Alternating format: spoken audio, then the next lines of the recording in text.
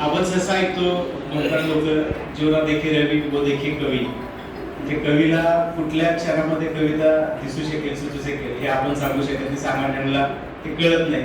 असाच माझा एक प्रवास होता आणि अचानक माझ्यासोबत घडलेली कविता, माझी बायको भाकरी करत होती, त्या भाकरी करण्याच्या कृतीवरून मला सुचलेली कविता आहे. परिवार प्रेमाच्या मायेच्या बोलाव्यानं एकसंध करावं तसं ज्वारीच्या पिठाला वळत असते ती.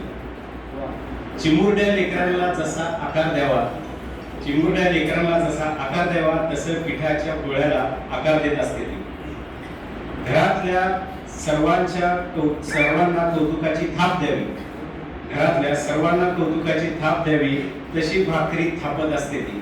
घरात काही झालं तरी सगळ्यात आधी कौतुक करणारी आई, बहीण, बायको, त्याच्यानंतर मग भाऊ, वडील वगैरे करतात.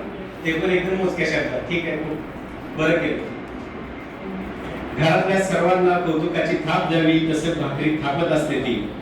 नाजूक प्रसंग कसा हळूवारपणे हाताळावा, नाजूक प्रसंग कसा हळूवारपणे हाताळावा तशी भाकरी तव्यात टाकत असते ती. आयुष्याच्या नेहमी दोन्ही बाजूंचा विचार करावा तशी दुसरी बाजू भाकरी पलटून बघत असते ती. घरातल्यांचं कौतुक ऐकून जशी छाती फुगावी तशी भाकरी फुगवत असते ती.